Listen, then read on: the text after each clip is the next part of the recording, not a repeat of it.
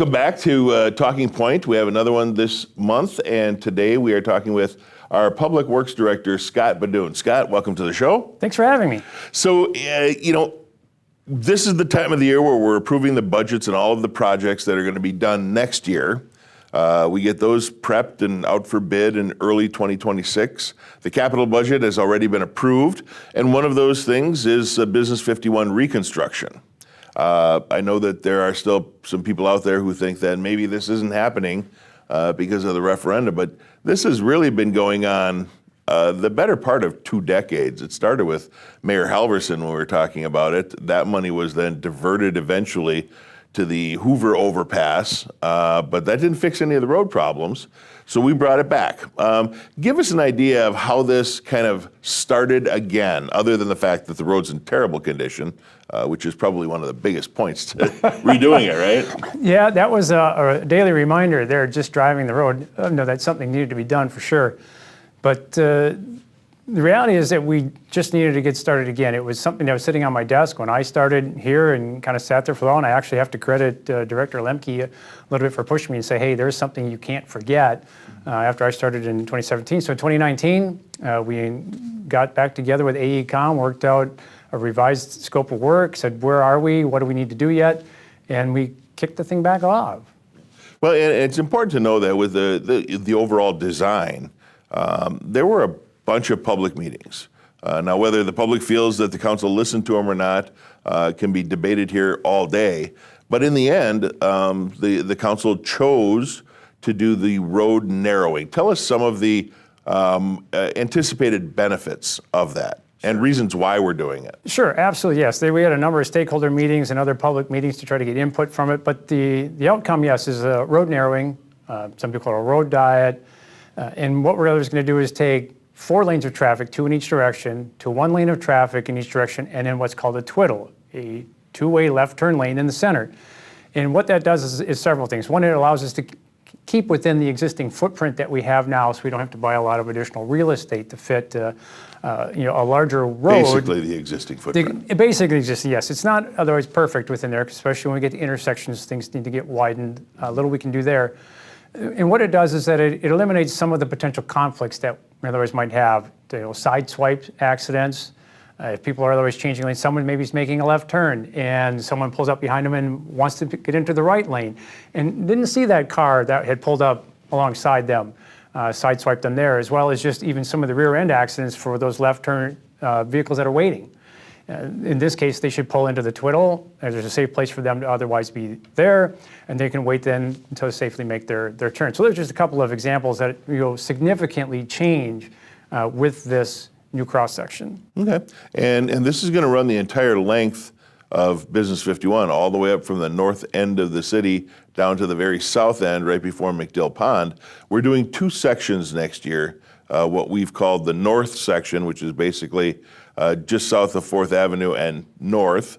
That includes the roundabout at 4th and Division. And the southern section, which is about Patch Street south? Michigan Avenue. Michigan, so yes. It's really far south. Really far south, yes. Okay. Yes, the south one was a little more truncated over what we had presented to the city and our various segments, simply because of the funding source that we otherwise have. We needed to narrow that down to get a good application in dollar-wise that would be successful, which we were. Okay. And when the original design was kind of laid out, I know that there was quite a bit of concern regarding access points or driveways on the property. How much space am I going to have left? Am I going to have places to put my snow, things like that? You and I, met with many of those business owners. You even met with some outside of that. Give us an idea of some of the concerns that were brought up and some of the solutions that you and the property owners came to. Sure. Yes, a number of people, yes, had issues related if they had multiple access points, 2, possibly even 3 on a property, depending upon the layout there. And it was one of our goals to reduce the number of those. Let's talk about that for just one quick second, sidebar. Reducing the number of driveways onto a property is good. Why? It's actually very simple. The concept really there is that when you reduce the number of potential places people can turn off the road or enter onto the roadway, that access, you have a direct correlation to the number of potential accidents that can always occur. So it's a reduce the conflicts, reduce the accidents. Right, and that's kind of a theme that's gone through the entire process and literally goes into every road design Correct. that comes through your department, reducing the number of potential conflict points, and generally that's the philosophy. Right. So, all right, sorry. Yes, absolutely. But your question, yes, there were a number of concerns that business owners had, especially wondering about how they were going to be able to operate on their property. If they have truck deliveries, how is the truck going to be able to get in and out of their property? If they were just looking for customers, how are they going to otherwise know to come in and exit from maybe a common point where maybe they have a dedicated in and out? So those were some of the big questions that otherwise we were presented to us. So we actually did take a look whenever someone had a concern to see how it is. We sat down with them, as you said, we met with a number of them and tried to talk more specific about like how do they get deliveries? Is it a box truck? Is it a full tractor trailer? That definitely made a difference in our approach to make sure that they could navigate through their property to enter and exit, make their deliveries. In some cases, we consolidated, so we may have, instead of just eliminating an axis of multiple axis, we're actually going to relocate an axis along that quarter stretch such that one axis can function where two were used before, but one in either of the existing locations wouldn't have functioned properly. So we worked with them very closely to try to get a good balance between things to make sure that it did work for them when we're done. And I know this to be true, but I want to restate it again. An offer was extended to every single property owner along the entire stretch of Business 51 to come in, meet with your department, meet with AECom, explain your concerns, and try to find a resolution. Is that correct? That is correct. In fact, yeah, that's it was very, very cold February when I sent staff out to hand deliver door hangers to everybody that lived on the corridor, every business, every resident for that from end to end. Yeah, and obviously we weren't able to come to a mutual resolution with every property, but I know we made a lot of progress addressing some of the concerns that those business owners had. I know that there was a discussion then further when it was brought back for a final design, I shouldn't say a final design, it was the final 30% design review. I personally still have concerns about that roundabout at 4th and Division. But we're moving ahead with that design, and let's talk about that a little bit. What are roundabouts designed to do? What does the data show that they do? Well, we'll leave it at that for now. Leave it at that. Sure. Roundabouts, just by their natural design, they force traffic to slow down. Doesn't mean someone can't try to power through that, but just naturally to try to otherwise work through that with the sweeping turns that otherwise there to enter in there. That's why it's not a straight entrance even into the roundabout. Just outside the roundabout is as much a design factor as the actual roundabout itself. So it forces traffic to otherwise have to maneuver into what otherwise might be considered a chicane, and issue where you're just trying to get traffic to move horizontally within their lane of travel, which causes them to pause a little bit, at least give some consideration towards how fast they're otherwise going. So if it feels a little uncomfortable, they should slow down. That it definitely has a positive impact on pedestrians that may be crossing there and other traffic that might be entering in there at just the slower speed. Speaking specifically though to pedestrians, one of the nice things it has there is the ability to add the median islands such that pedestrians only have to cross one lane of travel at a time. Therefore, they can concentrate on which direction the travel, if I could speak here, traffic coming from the left first as they cross out into the otherwise street, and then they can stop at the median, and then they can worry about traffic coming from a different direction. So they don't have to try to find a brake that allows for both directions, or try to, one brake in one direction, I'll run in front of the vehicle coming from the other and hope I make it. So there's some definite benefits for both vehicle traffic as well as the pedestrians. Great. And like I said before, multiple times, the design is done. So I'm hoping that it's successful and that it works, because going back is not really an option. So, we talk about the fact that we needed the least amount of land acquisition for this particular option, but that doesn't mean we won't have some land acquisition. particularly in the case of the roundabout. Public may notice that the gas pumps were removed from the former gas station. I know there were some concerns about the bank, which isn't going to be touched. Talk about that at land acquisition, and even though we're not doing the center portion, there was some concern about why that house was moved, and were we taking so much land that we were taking off the front porch of the house, and things like that. So talk about some of the needs for land acquisition and why. Absolutely. So yes, the needs generally for this design, as it indicated earlier on, is that some of the intersections, of course, still need to be widened. Even though we're narrowing the road itself overall as a corridor, the intersections in many of our cases needed to be widened slightly to ensure we had all the turn lanes and movements that each intersection required. Definitely same thing at the 4th Avenue at the roundabout. Whether it was signal or roundabout, we needed to purchase something. Roundabout definitely required a little bit more. So we're actually going to be acquiring property in all 4 quadrants of that intersection. The most impactful is going to be on the southeast quadrant, where that, I don't even know what it is or label now. It used to be the Spud City or something. There used to like be a potato wholesaler so they're there. But that is actually a property we're buying in its entirety, because there really won't be anything left after we're done. We'll be going right through where the building was. And it will be needing parts of the parking lot and all the other 3 quadrants, or 2 quadrants, and then a big part of the grass area there in front of the bank. And that's just otherwise fit what we need to fit within there. So we're expanding the right-of-way there to accommodate the roundabout construction. And then, as you said, the center section, Clark Main is another one. There's a lot of traffic in both directions, Clark Main and Division Street. So those intersections are also going to be fairly large. They're actually going to be expanding over what they are today. Thus, the Moen House, which recently otherwise moved, is, though not directly impacted, say we're not going to be putting a lane through there. The proximity of adding a turn lane there, a dedicated right turn lane at an intersection, was going to bring it very close to that home. Took a lot of the yard, yeah. And then the 2 homes north of that, we're actually in an instance where widening the road is going to get right to not quite touching the homes, but basically step off your stoop and onto the sidewalk sort of approach. So those 2 homes will also be purchased when we get to that phase. Okay. And on the south end, I know we've got a couple of intersection realignments. Yes, we do. That's going to require some land acquisition too. Talk a little bit about that. Sure, yes, and not coming up this year, as we're only coming in through Michigan, but in future phases of work, there'll probably be at least 2 of them yet on the south side to get us to the tracks, to that Patch Street.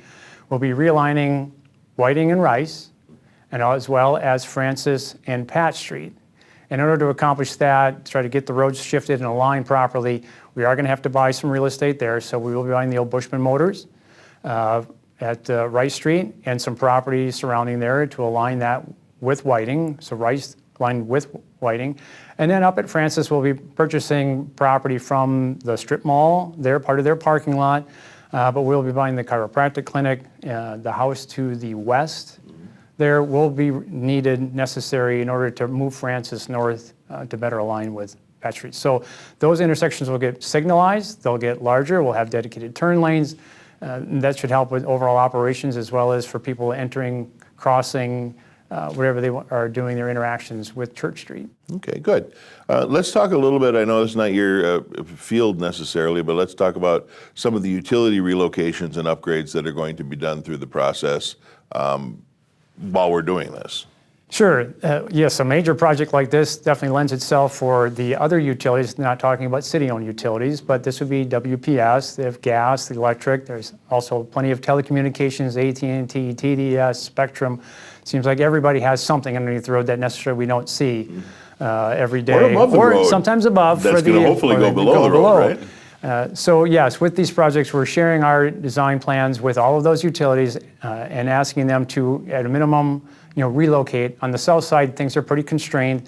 A lot of that will be just relocations. There'll still be some stuff above ground, simply because we don't have the room there, or the utilities also don't have the room to get out of the right-of-way. On the north side, which we'll start to see yet hopefully this winter, will be utilities, WPS, coming in to do some relocation. So the overhead poles that we see from 4th Avenue North should disappear, and all that power should go to other areas or below ground, as well as the telecommunications that's on those poles. Well, and it's a lot safer when we put those utilities, especially the electrical utilities, below ground. anything that's above ground is subject to falling branches or car accidents or high winds, which creates outages for those utilities. By putting them underground, you almost eliminate the possibility of having something bad happen other than maybe someone digging Running into a transformer, which... Or that too, yeah. Let's not let that happen. Hopefully that doesn't happen. Yeah. So let's talk a little bit about then the process. We've still got some review to do. The design is not yet 100% done. We expect that in the, next couple of weeks, month or two? We've got two different stages of work where there's not. So the south side, actually, yes, we're only a couple weeks away from having final design plans completed for that. Those have to be delivered to Wisconsin Department of Transportation, as they will actually be doing the letting for that project under the grant funding we have. The north side, it lags a little bit behind in there just because we have a very firm schedule on the south. So yes, within about the next month, we should be getting, at least call it near final plans on the north segment of the road, which will then be wrapped up yet with the target to get finished up by the end of the year with that completely final. Both projects then will go out to bid over the winter time, hopefully sometime February, March. Once we go out to bid in early spring, construction will start, obviously, as soon as the weather permits. Wisconsin, that could be March, that could be July, who knows.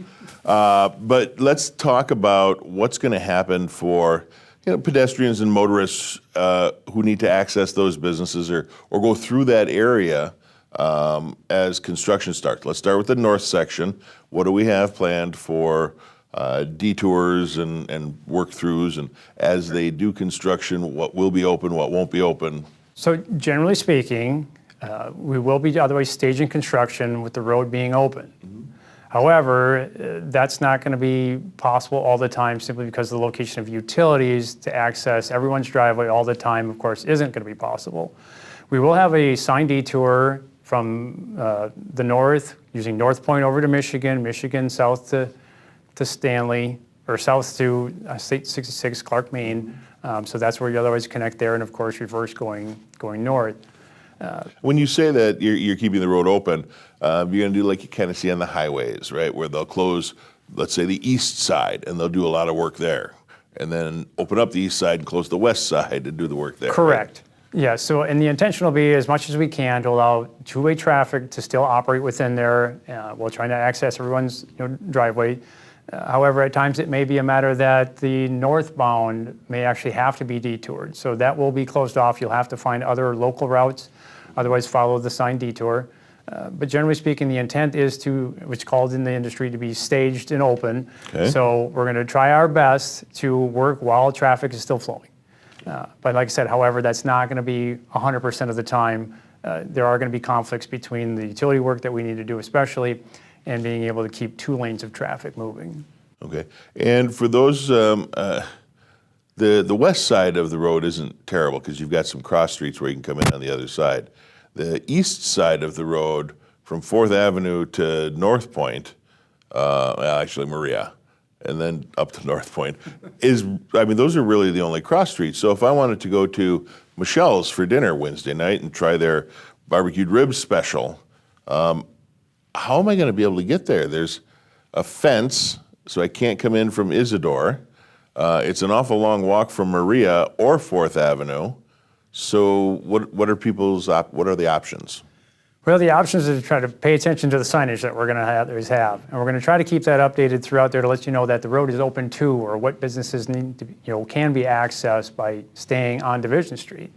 Other than that, yes, some of them are going to be otherwise challenging. Our intent is that those access points will be closed only for a period of time in the day. So again, maybe if you were headed to Michelle's for a lunch special or buffet, then maybe you immediately have, yes, you may have to find an alternative place to park at that point in time.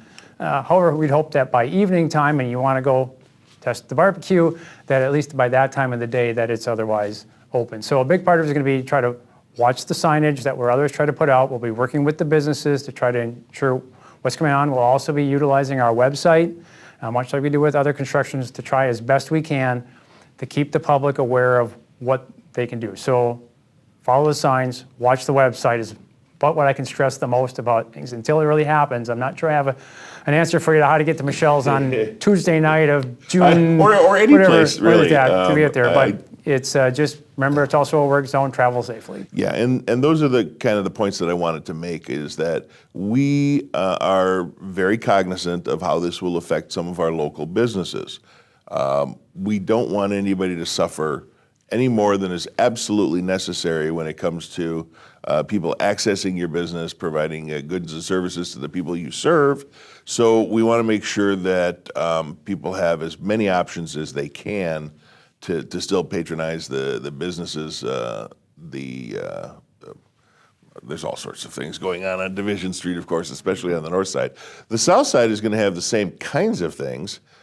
I know the advice is the same, but go over it one more time. What are we doing on the south side? You've got a little more Absolutely. access there, though, with a lot more cross streets. Yes, I think in some of the instances there is more access. Those that abut Water Street, County Highway HH will have access open from the rear to those businesses throughout the entirety of construction.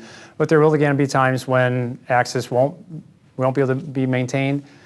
So people may have to find a certain time of the day. They may have to find alternate parking or just maybe come back at another time. But again, it's the same process. There is one little caveat, however, with the south side, and that is the railroad crossing. That's where we're otherwise starting. When the railroad crossing is closed, the road will be closed. That's something that's actually just come up from WISDOT recently. When you say railroad crossing, you mean on the south end? On the far south not end. the underpasses. Not the underpass, correct. So the at-grade crossing on the far south side is actually the very beginning of our project.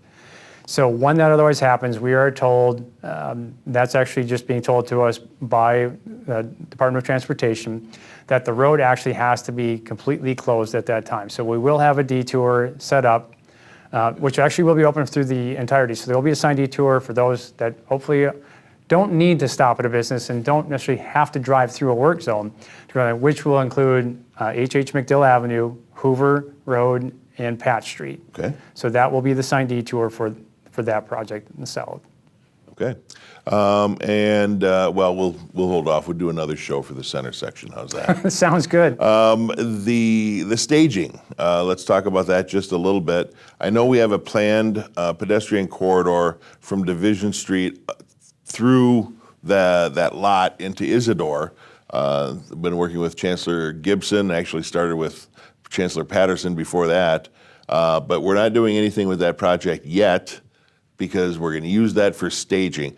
First of all, explain what staging is to those people who are watching and listening, and why we chose to not do anything with that pedestrian corridor. I'm going to give a shout out to David Shore here, former alderperson, who kind of instigated that whole idea years ago, and it's going to finally come to fruition during construction. So staging, there's staging and storage, kind of otherwise together. So staging and storage is putting things into place. So putting your excess materials that you always have. So you're going to have pipe that's not yet going to be put in the ground, equipment that needs to be stored somewhere on the site. So that's going to either have to be parked inside the right-of-way within the work zone, or we need to find someplace hopefully outside of the right-of-way. And as you say, that 6th Avenue, the old Maytag lot, is going to work out very well for us on an otherwise congested location with all the development, urban areas people are aware of that makes up both sections there, to give us a little bit of space there to allow the contractor to place some of those materials on it. So thus, why we haven't done anything with it otherwise yet, real estate definitely is going to be much needed by the contractor to ensure efficient use of the space and time to get the work done. So I don't know what they're planning to put there, but we're offering to them to allow the contractor to put any materials that they otherwise have there. So it'll be piping equipment will be stored there probably throughout the construction season. And it's important to note too that if we didn't have those options, stuff would have to be stored in the right of way, which usually gets in people's ways, or we'd have to pay extra for them to store it somewhere else. So we're saving a little bit of money and hopefully a little bit of time by being able to use that property, which is directly adjacent to the project. So good. Let's see. What haven't we talked about? We've talked about the safety aspects. We haven't talked about the financing. Let's talk a little bit about how we're paying for some of these. Let's start with the north side. Sure. So the north side that we'll otherwise be constructing starting next year is paid for out of the TID, the Tax Incremental District, which is a little bit beyond my world in here. However, by creating that TID, the increment tax, for those that otherwise understand what that is, and you can probably even explain it better than I can, Sure. Mayor, that money is otherwise set aside essentially for such public improvements that we're doing here. So The money, therefore, will be paid out of the TID, so we're not raising the tax levy to cover the cost of this. There's no additional capital while they'll be borrowing. That borrowing will be paid for the debt service through that TID. So it's not directly borne on all of the taxpayers. Yeah, and I know there's some people out there that have some concerns regarding tax incremental financing and tax incremental districts. The bottom line is, the reality is, without that incentive, many of the businesses, if not all of them, wouldn't be building. They'd find someplace else that did offer that incentive. It's a tool that unfortunately we have to use, but in this case, that northern construction is going to be paid for by the increment that has been generated since the creation of the TID. So the Century Insurance Building, everything new there is what's going to be used to pay for that road rebuild, rather than you and me paying for it out of our regular taxes. Yes. The south side is a little bit different. Tell us a little bit about that. Sure. The south side, we actually received what's called an STP Urban Grant, which is a federal grant that's administered through Surface Transportation Surface Program. Transportation Program. Very good. Yeah. So, and that whole program is inside of just for a Church Street Business 51 type road. It's about roads that are in repair, that need reconstruction, need a little TLC to do that. So, we were successful enough to do that. Our grant actually is scheduled for next year, so we'll be taking that. It's about $3.5 million, if I remember correctly, in grant dollars. Okay. So it's definitely going to help us pay those costs there without burdening the taxpayers. Right, great. You know, and I know that there's the joke that there's two seasons in Wisconsin, right? Winter and construction. It's going to happen. It always amazes me because I get complaints about potholes and, oh my God, you got to do something with these roads. They're in terrible shape. And then we rebuild the roads and I get complaints there. Oh, well, how long is this construction going to be? Why is it such a pain to get around these construction zones? There's orange cones everywhere. The bottom line is we're going to continue to do what we have to do to make our roads safer and better, and we're going to continue doing those projects. We've got some other ones lined up for 2026 as well. With resurfacing and things like that. Tell us a little bit about, in the last couple of minutes that we have here, the difference between a complete rebuild and maybe a resurface or something as simple as crack filling and pothole repair. Sure. I think everybody understands, especially talking now about Business 51, what reconstruction otherwise will be. Everything otherwise that remains there is gone. All the utilities that are buried beneath it will be removed and replaced. Everything at the surface is also removed and replaced. Lesser to that, because the pavements don't necessarily, they don't last forever, but the road itself, and people need to understand that the road is actually more than just the pavement that's at the surface, gets otherwise replaced there. So we can do that as a resurfacing, where that's really all we do is replace the pavement. Right. And I think everybody kind of understands the pothole repair and the crack filling and chip sealing and those sorts of things. So all I can say is get ready. Next year is going to be another very busy construction season. If you have questions, you can certainly contact my office or contact our engineering department or public works and get those questions answered.